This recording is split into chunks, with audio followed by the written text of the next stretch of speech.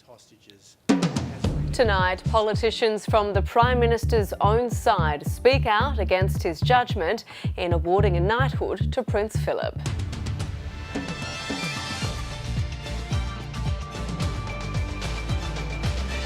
Also ahead, the FBI interviews a man after his drone crash lands into the grounds of the White House. The Socceroos off to a dream start in their Asian Cup semi-final against the UAE in Newcastle. And coming up on The Drama, we'll find out what one country is doing to minimise the number of hours kids spend surfing the net. Good evening. Welcome to ABC News. I'm Rachel Pupazzoni. Those stories in a moment, but first, West Australian authorities have issued emergency warnings for 2 bushfires near Perth.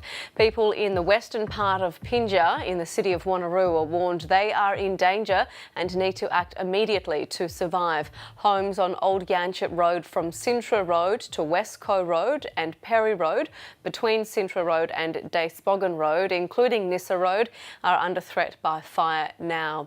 That bushfire is moving in a northeasterly direction at 1 kilometre an hour and is out of control and unpredictable.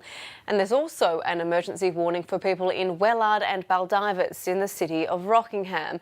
The Department of Fire and Emergency Services says residents are in danger and need to act immediately to survive. This fire started on the eastern side of Baldivis Road.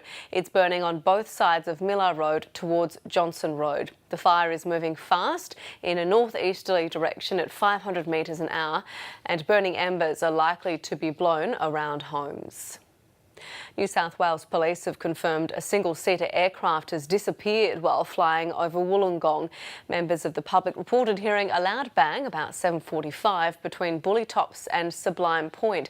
A search for the plane is underway, involving local police officers from Fire and Rescue New South Wales and ambulance paramedics. The Prime Minister looks increasingly isolated over his decision to award a knighthood to Prince Philip. The announcement has drawn widespread public ridicule, and today the storm intensified, with coalition colleagues and the Queensland Premier speaking out against it. Even Rupert Murdoch weighed into the debate. Today the nation was cleaning up after Australia Day. So was the government, as every city's paper flayed Tony Abbott's decision to give Prince Philip a knighthood. Cartoonists' pens embraced a prime ministerial caricature. The world's most powerful media baron tweeted his displeasure. Abbott knighthood, a joke and embarrassment. Time to scrap all honours everywhere, including UK. And a Queensland Premier facing an unexpectedly tough election took a swipe at his friend's judgment. It was a real bolt from the blue. I disagree with it. The captain of the Prime Minister's Praetorian Guard defended Prince Philip's honour. I think this is a small recognition for someone who's done a great deal for the Commonwealth and through that for Australia. Others in the coalition pushed the problem back up the chain of command. Tony Abbott was very honest about the fact that this was a captain's pick.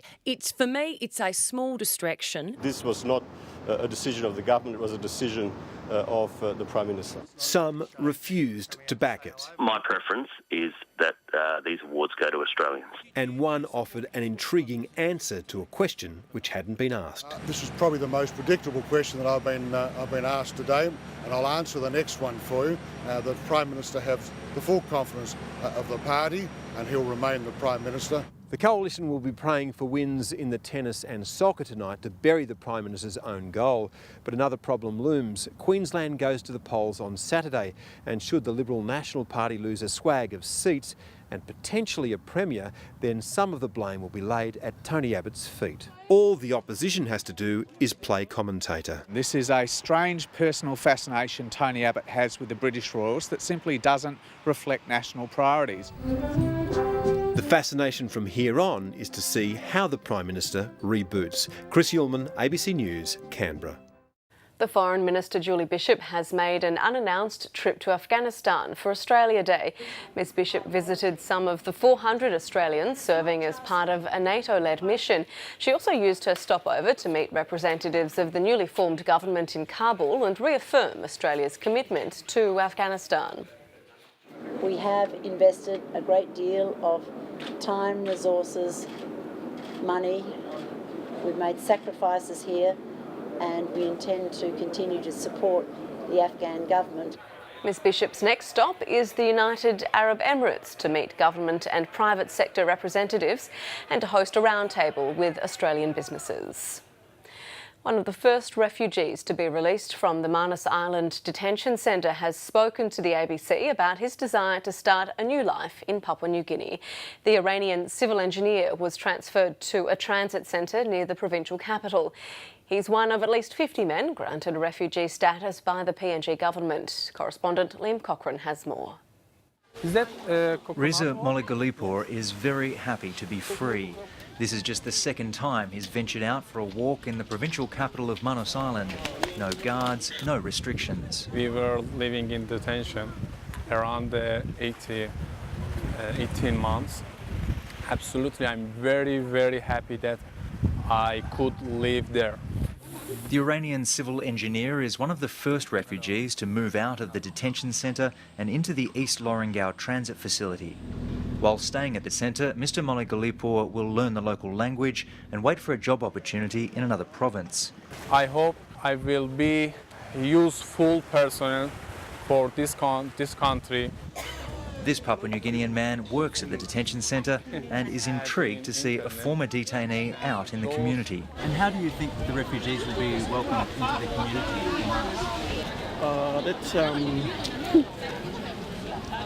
I don't know. Please tell me.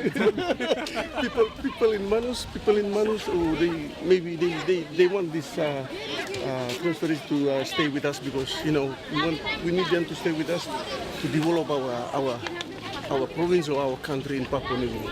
For Reza Moligulipur, this walk through the market was a chance to relax, meet some locals and enjoy his newfound freedom. But it also marks an important step towards actually resettling refugees here in Papua New Guinea. There's a long way to go before Reza Moligulipur can really start his new life. PNG still has no policy for resettling refugees and has given no detail about how it will work. But for now, for at least one refugee, freedom is enough. Liam Cochrane, ABC News, Manus Island, Papua New Guinea. The FBI is interviewing a man whose drone crash-landed in the grounds of the White House, sparking a security scare. Authorities have been struggling to come up with rules to govern the use of drones, which have become increasingly popular. North America correspondent Lisa Miller reports. The drone was spotted flying at low altitude just after 3 a.m. It crashed into a tree on the White House grounds, sparking a full-scale emergency. There was a lockdown and Secret Service agents trawled the property looking for additional evidence. The President and First Lady were in India. Both their daughters were home. There is a device that has been recovered by the Secret Service at the White House. The early indications are that it does not pose any sort of ongoing threat right now to anybody at the White House. The drone was about 60 centimetres in diameter, and within hours its owner came forward to confess it was his, saying he'd lost control of it and hadn't meant to breach the White House perimeter. The drone incident is the latest in a string of security scares at the White House. In one case, a man armed with a knife jumped the fence and made it into the mansion before being caught. But drones pose an entirely different potential threat. Drone use is booming in the US. The Federal Aviation Administration predicts there'll be 30,000 of them in use within 5 years, and it's still developing the rules to deal with them.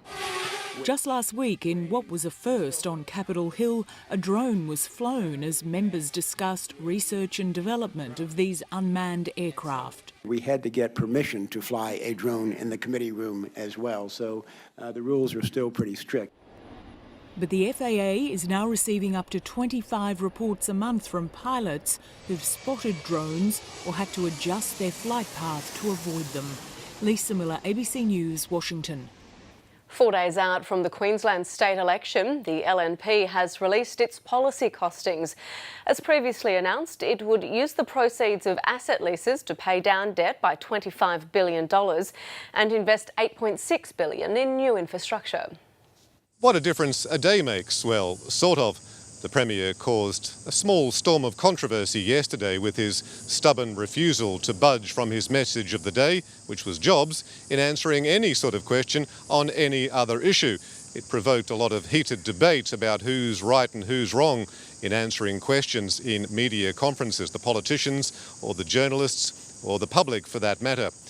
A bit of a different tone today. The Premier was joined on the campaign trail by some high-powered friends, the Treasurer Tim Nicholls and the Deputy Premier Jeff Seeney, visiting a firm in southern Brisbane which produces medical devices. Then later, releasing the LNP's costings, the Premier was tempted to offer a comment on something else, namely the knighthood given to Prince Philip, which he said was a bolt from the blue and something he didn't agree with. But why didn't he say that yesterday?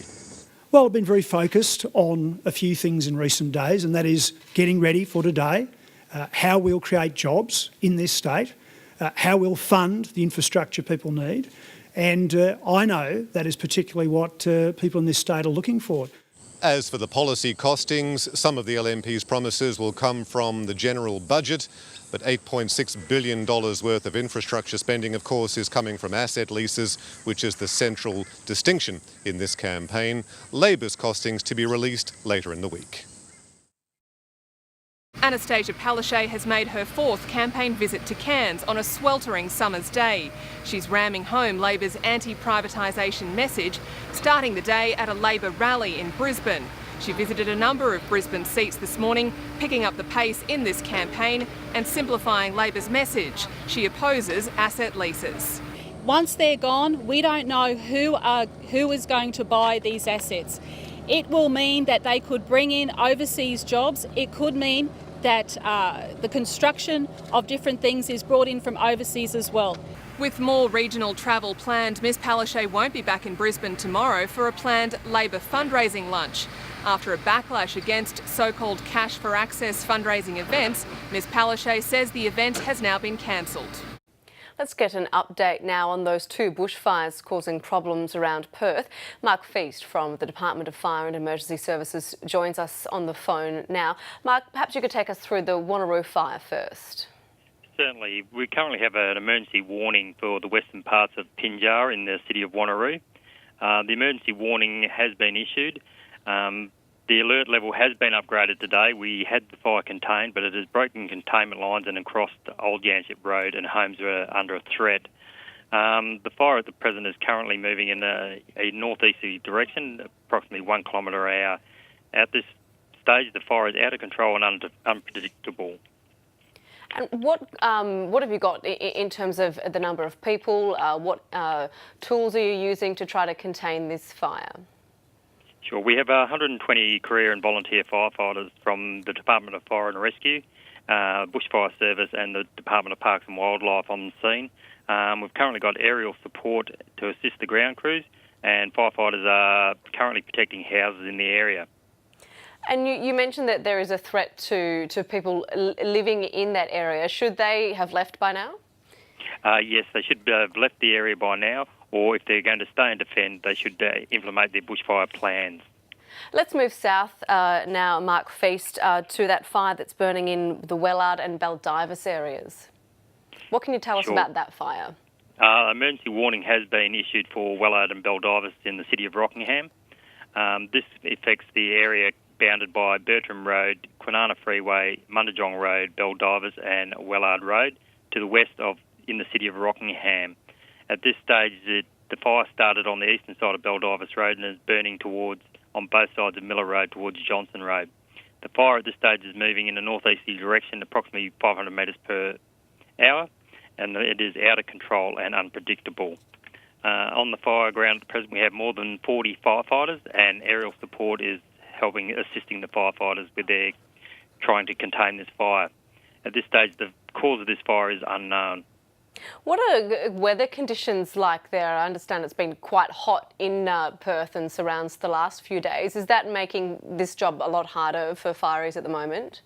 Yes, it has. We've had quite an extensive heat wave over the last couple of days.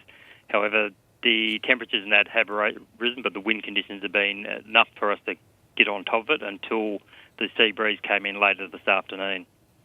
And in terms of people in this particular area, in terms of the Baldivis and the Wellard fire, how close is that blaze burning to homes? Well, that is in close to approximately 500 metres from homes at the present. So that is a very real and dangerous threat.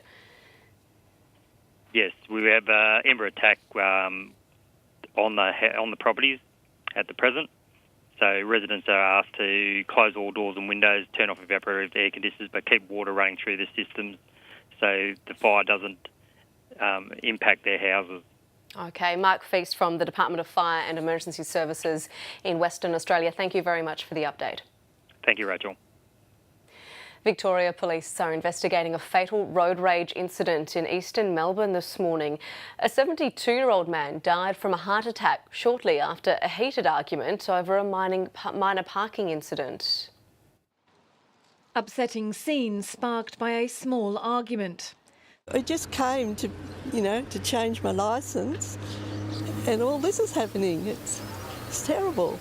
A lot of people are visually upset inside about this too, Just after 9:30 this morning, a 40-year-old man was seen arguing with a 72-year-old man outside the Vic Roads offices in Burwood.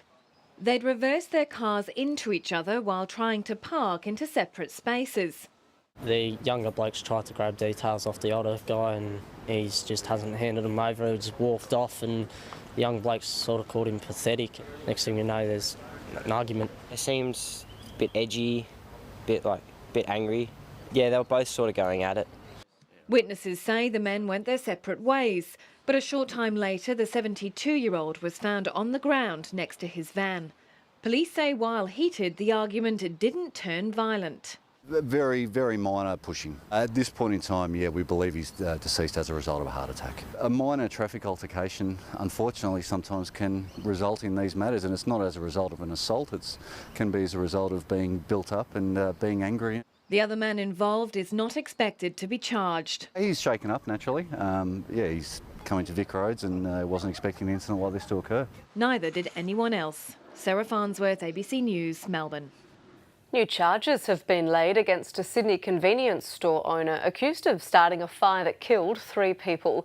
Adil Khan faced court on screen from Long Bay Jail today, the first time he's been well enough to do so. He was seriously injured in the explosion and fire that tore through his Rozelle shop and adjoining units last year. The new charges relate to property damage to nearby businesses. Khan is already charged with the murders of Bianca O'Brien, her son Jude, and neighbour Chris Noble, whose mother Liz was in court today. Because it was my son. It's important. We'll be there every time. Khan is accused of lighting the fire to claim insurance money. The contents of conversations secretly recorded by police are among the evidence yet to be served on the defence. A Brisbane mother has been committed to stand trial over the death of her baby daughter in 2012. The 24-year-old is charged with the manslaughter of the 7-week-old girl. A committal hearing in Brisbane heard an autopsy report showed the infant had numerous injuries, including multiple skull and rib fractures. The baby's father is charged with murder.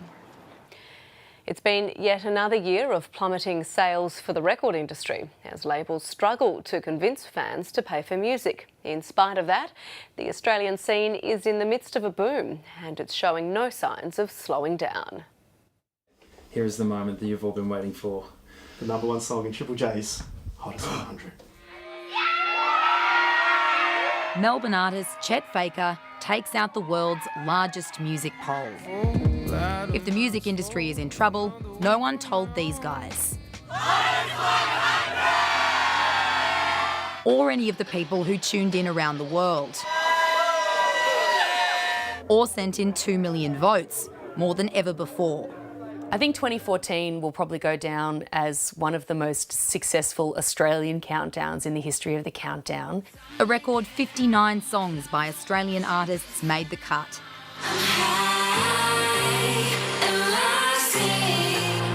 Success that was replicated globally. 3 Aussie artists topping the charts over in the US, which has not happened since 1981. Aussie music may have more fans than ever before, but music sales are still bombing. Last year, recorded music revenue fell by almost 10%. On the other hand, the use of streaming services more than doubled. which means fans are a step closer to paying for their music. As people are moving to streaming services, we need to move them from free to paid models. It's an industry in flux, which leaves artists out of pocket. But if you ask Triple J, there's no better time to be an Australian making music. Those boundaries that have now been broken down aren't going to suddenly seal up again. Ange Lavoie-Pierre, ABC News.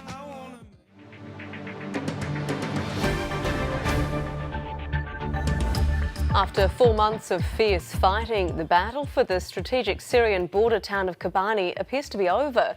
Kurdish fighters have raised a victory flag on a hill overlooking the town after driving out Islamic State fighters. The US Central Command says Kurdish forces are in control of 90% of the town. US-led forces have been carrying out regular airstrikes to support the anti-IS fighters on the ground. Fireworks were set off in neighbouring Turkey to mark the victory, and spontaneous celebrations broke out in other countries. Alexis Tsipras has been sworn in as the new Prime Minister of Greece after his anti-bailout party's commanding win in the elections. European lenders have warned the new Greek government to honour its debts, but will give them more time to pay them off. Europe correspondent Mary Gearan reports from Athens. The only person who doesn't seem nervous about this new Greek government is the man who'll lead it.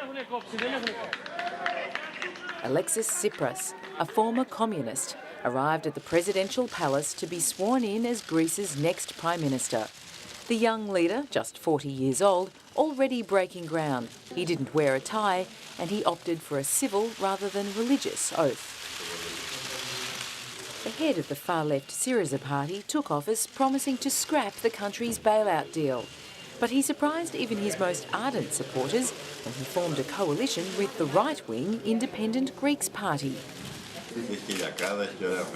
These new coalition partners disagree on almost everything from immigration and gay marriage to the role of the Orthodox Church in Greek society.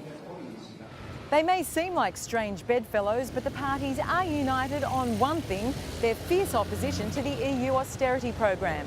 It's a signal Greece's new leaders are preparing to fulfil their promise to take on Brussels. The Greeks voted for a government they hope will end years of hardship and austerity. But the numbers speak for themselves. The country's debt is running at 175% of its total economic output. Since 2010, Greece has received $340 billion, the largest bailout in Western history. Alexis Tsipras wants to roll back austerity measures and renegotiate debt repayments. On the first day of what could be a fresh start for this ancient land, huge storms blew into Athens, and the country braces itself for turbulent times ahead. Mary Gearan, ABC News, Athens. A Greek fighter jet has crashed while on a NATO training flight in Spain, killing the 2 pilots and 8 people on the ground. Amateur video shows the scene inside the airbase where the plane crashed shortly after takeoff. Spain's Defence Ministry said the F-16 lost power and hit several parked aircraft. Millions of Americans are bracing for what's expected to be one of the biggest snowstorms to ever hit the country's northeast. Forecasters say the blizzard, with winds up to 120 kilometres an hour, will dump a metre of snow by tomorrow. 5,000 flights have been delayed, Broadway shows in New York have been cancelled and major roads have been closed. Along the east coast, supermarket shelves were left bare as residents prepared to spend several days snowed in at home.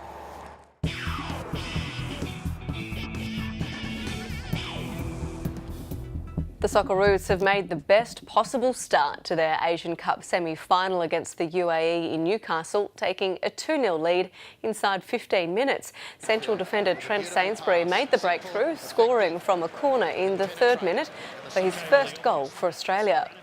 In there as well, as to Jedinak, and the header is in from Trent Sainsbury. Oh, what a start for Australia. First goal for his country. They couldn't have written the script any better, Ange Postecoglou's team. Well, it had to be that man. He's due one. He's come close a couple of times in this tournament. Matt Mackay profited against Oman from his header on the back post. And all the attention with Timmy Cale. And no one picked up Trent Sainsbury. Australia's Nick Kyrgios is on court tonight for his Australian Open quarter-final against 6th seed Andy Murray. But the Scotsman has taken the first 2 sets, 6-3, 7-6. Some tennis fans have criticised the Canberra teenagers' on-court antics, but many of those heading into Melbourne Park this evening disagreed. Absolutely, the man is a star, and I love the way he plays with so much charisma and flair. You know, the guy's just really one to watch. He's a flamboyant guy. He's pretty Aussie from what I can see. He lives, he plays with his heart on his sleeve. He's got a lot of trick shots, and he gets the crowd going. So yeah, he's an exciting guy to watch. He owns the court, doesn't he? And he likes getting the crowd behind him. So it's good that he's playing here, and maybe he can win, hopefully. Kyrgios is the first Australian man to make the quarter-finals at the Open since Leighton Hewitt 10 years ago. Earlier, crowd favourite Rafael Nadal was knocked out of the Australian Open. The former champion was off his game against world number 7 Thomas Berdych and went down in straight sets. Maria Sharapova made short work of Eugenie Bouchard and will now meet fellow Russian Ekaterina Marakova in the semi-finals. Rafael Nadal had won his past 17 encounters against Thomas Berdych. The big-hitting Czech was determined not to make it 18. Well, that was great to finish him off from Berdych. Nadal seemed bereft of confidence and energy as he surrendered the first 2 sets in just over an hour. I feel like I'm watching a train go off the rails right now. The struggling Spaniard took some medicine and a fight back loomed as he pushed the 3rd set into a tiebreak. But Berdych kept his cool. After a 9-year wait, he could finally celebrate victory over Nadal. Beats him in a Grand Slam for the first time. Eugenie Bouchard was just 9 years old when she watched Maria Sharapova win her first Wimbledon title. 11 years later, she faced her childhood hero in a Grand Slam quarter-final. Sharapova was in no mood for niceties, breezing past the Canadian in straight sets. Sharapova's through.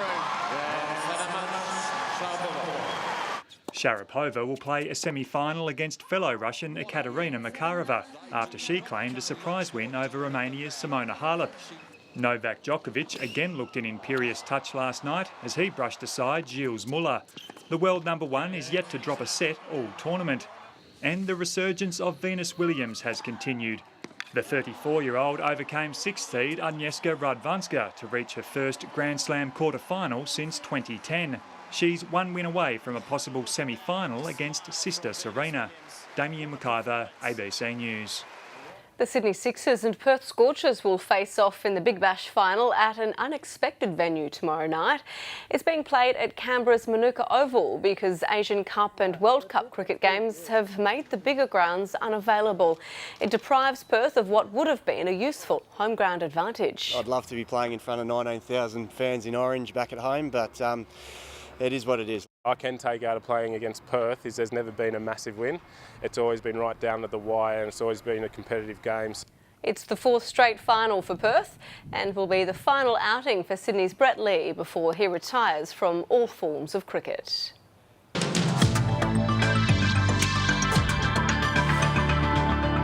Severe thunderstorms are again expected to develop through parts of New South Wales, Queensland and into Western Australia as we move into Wednesday. Troughs remain very active through these regions, plus we've got a lot of moisture through the eastern states and a lot of heat to help trigger those thunderstorms across the west. We've also got this high pressure system in the south. Now that's helping to keep much of the southeastern corner of the continent relatively clear and stable. It is bringing a fairly vigorous onshore wind flow along the New South Wales and Queensland coast. That's going to trigger some further showers. So most of the thunderstorms across the inland of New South Wales, southern and central inland of Queensland. Showers along much of the east coast, although mostly dry for Canberra and Hobart. And just looking at the potential of a thunderstorm for Perth. And that is ABC News for now. You can keep up to date on all the stories we're following by visiting our website, the address abc.net.au/news. I'm Rachel Pupazzoni. Thanks for watching. Stay with us. The Drum is next.